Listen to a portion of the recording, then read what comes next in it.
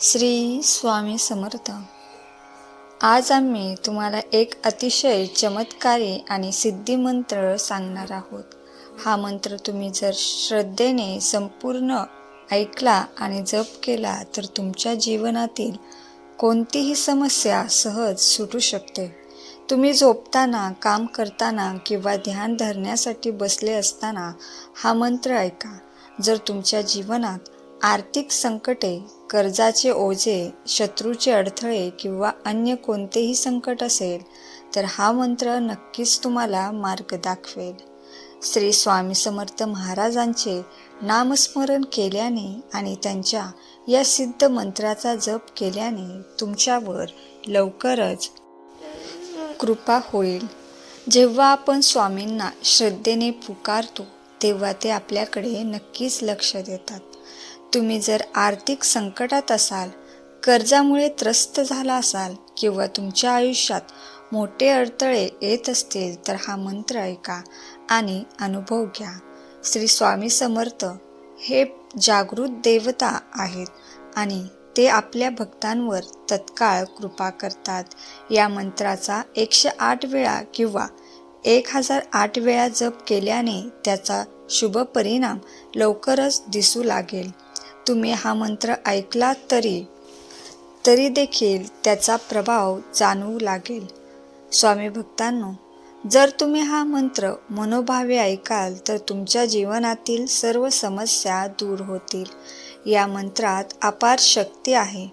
तो ऐकल्यानंतर अचानक तुमच्या जीवनात सकारात्मक बदल घडू शकतो. स्वामी भक्तांनो, तुमच्यावर श्री स्वामी समर्थ महाराजांची कृपा सदैव राहो. हा मंत्र खऱ्या मनाने ऐका आणि उद्यापासून चमत्कार अनुभवा. चला तर मग या चमत्कारिक मंत्राची सुरुवात करूया. ओम श्री गुरुदत्तात्रेय स्वामी समर्थाय नमः. ओम श्री गुरुदत्तात्रेय स्वामी समर्थाय नमः. ओम श्री गुरुदत्तात्रेय स्वामी समर्थाय नमः. ओम श्री गुरुदत्तात्रेय स्वामी समर्थाय नमः. ओम श्री गुरुदत्तात्रेय स्वामी समर्थाय नमः. ओम श्री गुरुदत्तात्रेय स्वामी समर्थाय नमः. ओम श्री गुरुदत्तात्रेय स्वामी समर्थाय नमः. ओम श्री गुरुदत्तात्रेय स्वामी समर्थाय नमः. ओम श्री गुरुदत्तात्रेय स्वामी समर्थाय नमः. ओम श्री गुरुदत्तात्रेय स्वामी समर्थाय नमः. ओम श्री गुरुदत्तात्रेय स्वामी समर्थाय नमः. ओम श्री गुरुदत्तात्रेय स्वामी समर्थाय नमः. ओम श्री गुरुदत्तात्रेय स्वामी समर्थाय नमः. ओम श्री गुरुदत्तात्रेय स्वामी समर्थाय नमः. ओम श्री गुरुदत्तात्रेय स्वामी समर्थाय नमः. ओम श्री गुरुदत्तात्रेय स्वामी समर्थाय नमः. ओम श्री गुरुदत्तात्रेय स्वामी समर्थाय नमः. ओम श्री गुरुदत्तात्रेय स्वामी समर्थाय नमः. ओम श्री गुरुदत्तात्रेय स्वामी समर्थाय नमः. ओम श्री गुरुदत्तात्रेय स्वामी समर्थाय नमः. श्री गुरुदत्तात्रेय स्वामी समर्थाय नमः. ओम श्री गुरुदत्तात्रेय स्वामी समर्थाय नमः. ओम श्री गुरुदत्तात्रेय स्वामी समर्थाय नमः. ओम श्री गुरुदत्तात्रेय स्वामी समर्थाय नमः. ओम श्री गुरुदत्तात्रेय स्वामी समर्थाय नमः. ओम श्री गुरुदत्तात्रेय स्वामी समर्थाय नमः. ओम श्री गुरुदत्तात्रेय स्वामी समर्थाय नमः. ओम श्री गुरुदत्तात्रेय स्वामी समर्थाय नमः. ओम श्री गुरुदत्तात्रेय स्वामी समर्थाय नमः. ओम श्री गुरुदत्तात्रेय स्वामी समर्थाय नमः. ओम श्री गुरुदत्तात्रेय स्वामी समर्थाय नमः. ओम श्री गुरुदत्तात्रेय स्वामी समर्थाय नमः. ओम श्री गुरुदत्तात्रेय स्वामी समर्थाय नमः. ओम श्री गुरुदत्तात्रेय स्वामी समर्थाय नमः. ओम श्री गुरुदत्तात्रेय स्वामी समर्थाय नमः. ओम श्री गुरुदत्तात्रेय स्वामी समर्थाय नमः. ओम श्री गुरुदत्तात्रेय स्वामी समर्थाय नमः.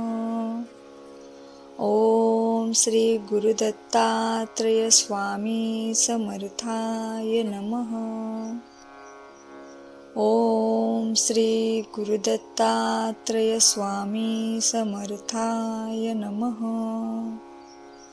ओम श्री गुरुदत्तात्रेय स्वामी समर्थाय नमः. ओम श्री गुरुदत्तात्रेय स्वामी समर्थाय नमः.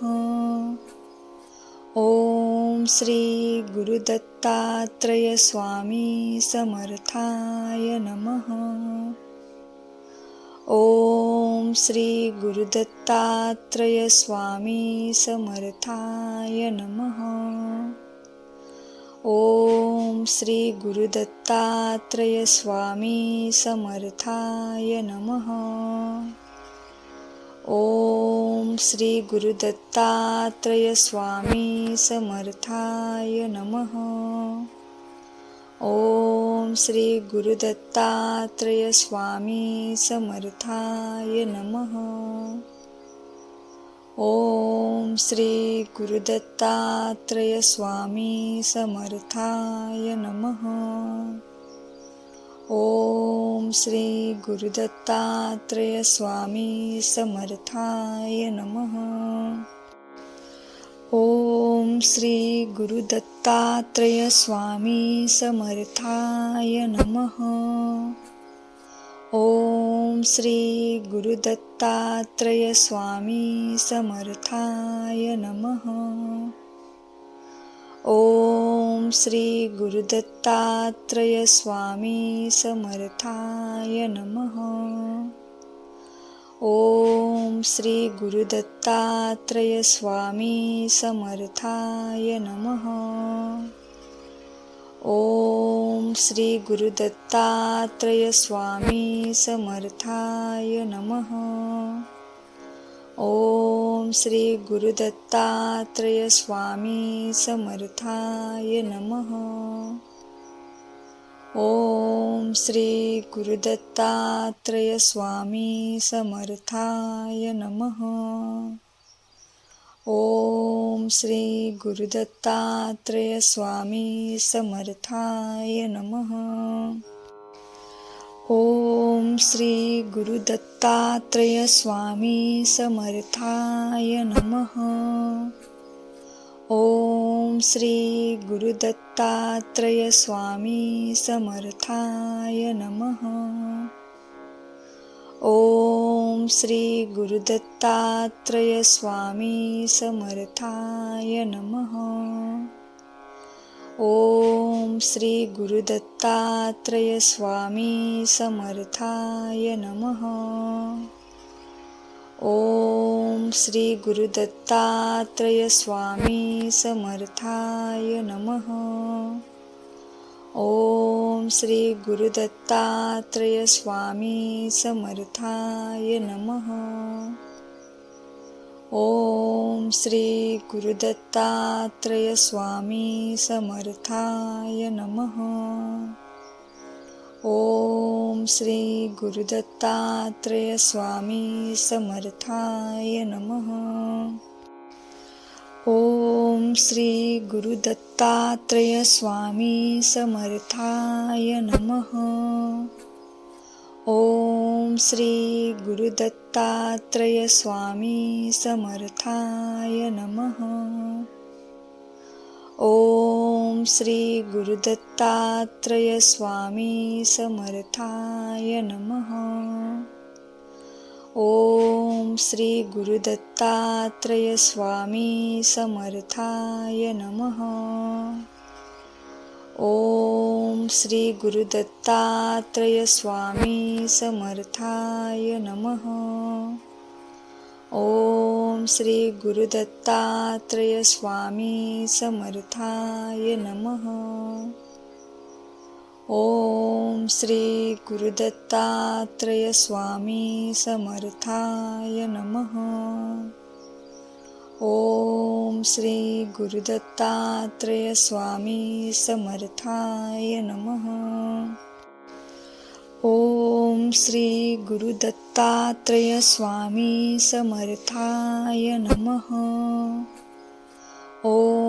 श्री गुरुदत्तात्रेय स्वामी समर्थाय नमः. ओम श्री गुरुदत्तात्रेय स्वामी समर्थाय नमः. ओम श्री गुरुदत्तात्रेय स्वामी समर्थाय नमः. ओम श्री गुरुदत्तात्रेय स्वामी समर्थाय नमः. ओम श्री गुरुदत्तात्रेय स्वामी समर्थाय नमः. ओम श्री गुरुदत्तात्रेय स्वामी समर्थाय नमः. ओम श्री गुरुदत्तात्रेय स्वामी समर्थाय नमः.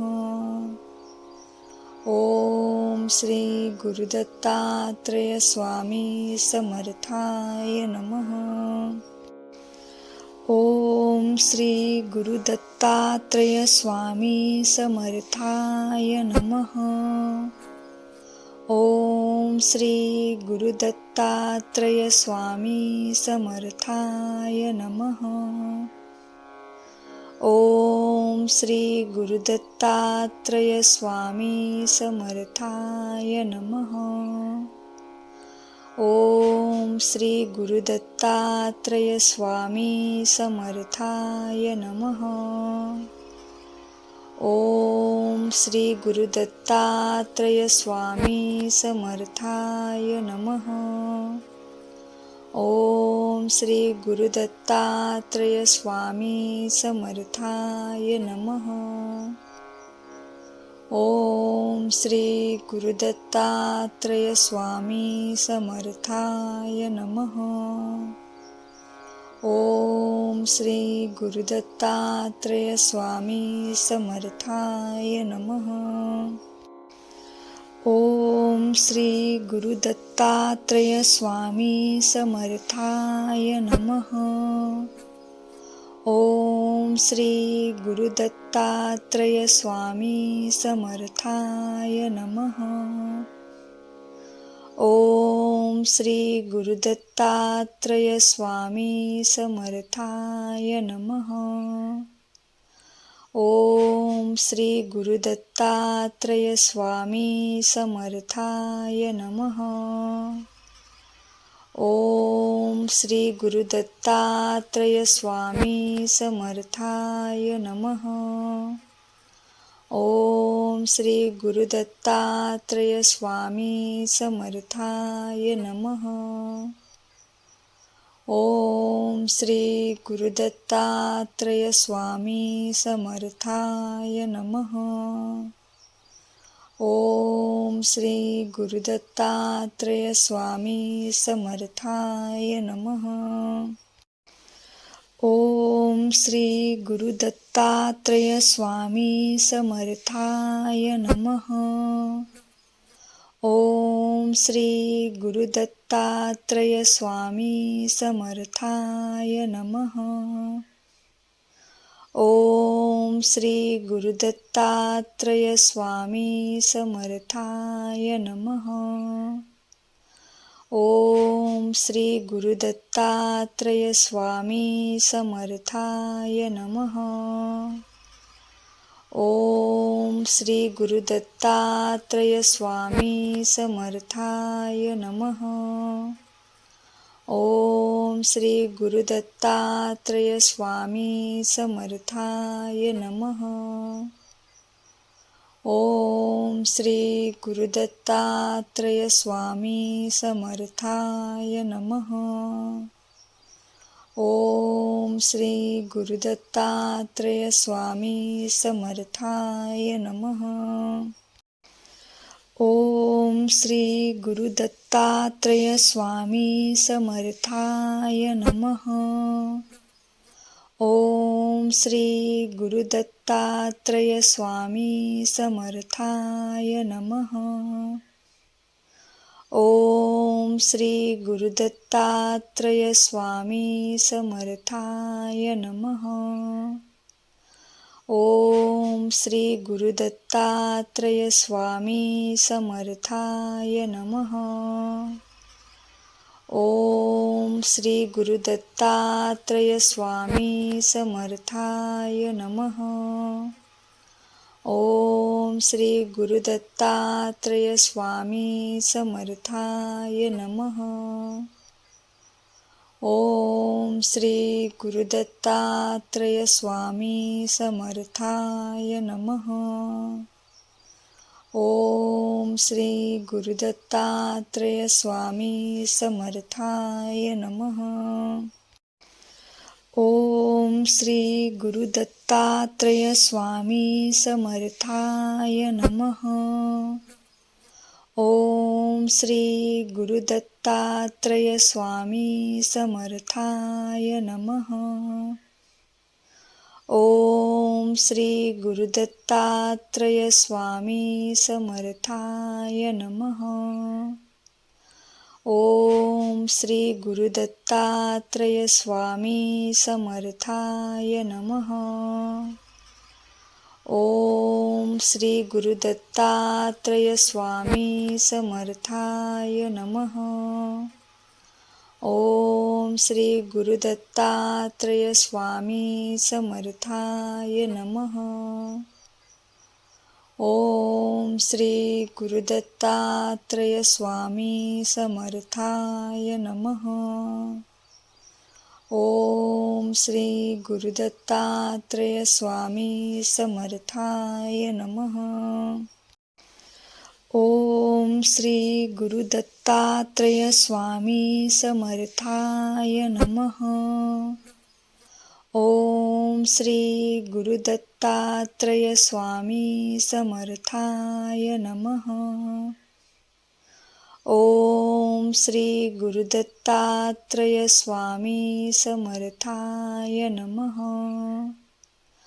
ओम श्री गुरुदत्तात्रेय स्वामी समर्थाय नमः. ओम श्री गुरुदत्तात्रेय स्वामी समर्थाय नमः. ओम श्री गुरुदत्तात्रेय स्वामी समर्थाय नमः. ओम श्री गुरुदत्तात्रेय स्वामी समर्थाय नमः. ओम श्री गुरुदत्तात्रेय स्वामी समर्थाय नमः. ओम श्री गुरुदत्तात्रेय स्वामी समर्थाय नमः. ओम श्री गुरुदत्तात्रेय स्वामी समर्थाय नमः. ओम श्री गुरुदत्तात्रेय स्वामी समर्थाय नमः. ओम श्री गुरुदत्तात्रेय स्वामी समर्थाय नमः. ओम श्री गुरुदत्तात्रेय स्वामी समर्थाय नमः. ओम श्री गुरुदत्तात्रेय स्वामी समर्थाय नमः. ओम श्री गुरुदत्तात्रेय स्वामी समर्थाय नमः. ओम श्री गुरुदत्तात्रेय स्वामी समर्थाय नमः. ओम श्री गुरुदत्तात्रेय स्वामी समर्थाय नमः. ओम श्री गुरुदत्तात्रेय स्वामी समर्थाय नमः. ओम श्री गुरुदत्तात्रेय स्वामी समर्थाय नमः. ओम श्री गुरुदत्तात्रेय स्वामी समर्थाय नमः. ओम श्री गुरुदत्तात्रेय स्वामी समर्थाय नमः. ओम श्री गुरुदत्तात्रेय स्वामी समर्थाय नमः.